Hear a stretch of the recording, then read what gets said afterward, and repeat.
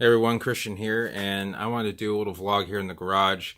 Since it's cold outside, I figured why not show you guys what I do with some of my more tender, more, I guess you'd say, a little bit more uncommon seed when it gets chilly out. So it's going to get to the low to mid 40s, like 43 tonight. It's about 52, 53 right now. And the wind and the cold together, I just don't want to keep I don't. I know. I normally don't keep the baggies outside, but these pots I normally have outside, and just let them bake in the sun. They're all Caribbean seeds: Pseudo-Phoenix, Hemi-Thrinax, and Coco-Thrinax. And so I wanted to bring them into a warmer. Bring it right there to a warmer area. So I went ahead and bought a heat mat that I haven't had. I haven't had one in a long time. This is called Vivo Sun, and it just says heat mat and digital thermostat combo. It's like $45 or $50 on Amazon, and the thermostat's over here. And it acts a little bit weird. I have it set at 84, and it says it's 84.2, and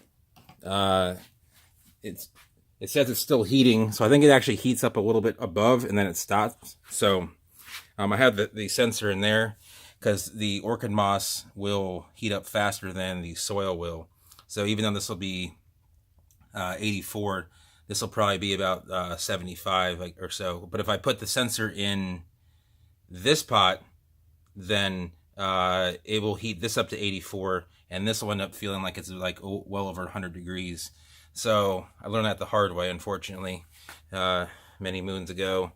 But like I said, this is mostly just Caribbean stuff that I want to keep germinating. If you don't mind holding off on germination, you can wait for cold weather to pass. And there's some, if you look here, there are some, these have already germinated. You can see, right, there's one root, but there's a lot more hanging around. I don't know if you guys can see that. There's a lot of condensation, but there's a lot of roots, a lot of seedlings germinated in there. And I don't want to put them directly on the heat mat and cook the cotyledon and burn it up. So this, you can see this is November 7th. And this is without any heat too. Those all germinated just sitting in the garage. So let me go over to the front of the garage real quick and show you guys what I'm doing over there. Okay, so these are germinated seeds that I've potted up of the same species that's sitting in the moss of Copernicia ekmanii, the ones I had shown you that had germinated. And these I didn't want to leave out because if you have them too cold, if it gets down to 43 and it's all dry, these plants could die. These take a damage right around 32, maybe a little bit, maybe 31 degrees. So I wanted to keep these very small, vulnerable plants warm when it is windy and chilly outside. So, and also I already have more germinated seed of Copernicia ekmanii in that community pot. And there's a Hemi-Thrinax there, which can go outside just fine. I brought it in because it would prefer to be in here where it's close to 70 versus 40 something outside. So, even protecting them from the wind, which can dry them out and lead to even death, is good than just kind of just leaving them hanging outside. So, just mostly if you have more cold tolerant palms that you're trying to take care of, this isn't as big of a deal.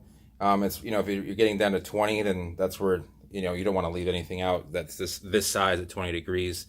But your garage can be if you have one, can be very helpful in just protecting the plants from about 10 degrees of temperature difference. So I just wanted to show you guys what I normally do when cold front comes through.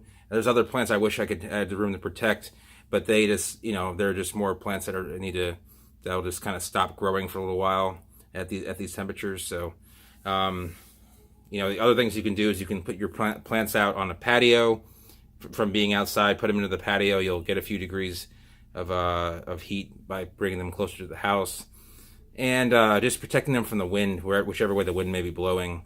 Wherever you might have like a protected little corner or a notch in your house will also help out a lot. So let me go back to the heat mat. One thing I want to mention with the heat mat before I go is that it's important to have a buffer zone between your seeds and the heat mat itself.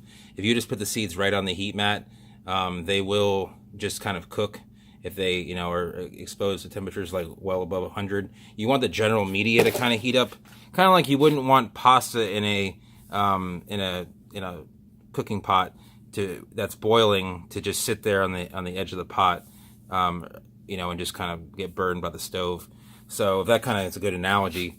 You just kind of want the media to kind of buffer the seed from the actual heat mat itself. Let it transfer that heat to the seed. So that's why the seeds are obviously up top in all the pots. And I put if there's any exposed seeds, I'll leave this side up and let it just heat on the other side. So, but yeah, that's about it for this heat mat and the what I do to keep plants warm during cold snaps like this. So, if you have any questions, leave them down below. If you're new to the channel, go ahead and subscribe, and you'll see more plant-related videos like this. And if you enjoyed the video, give it a thumbs up, and I hope everyone keeps warm. And I'll see everyone next time.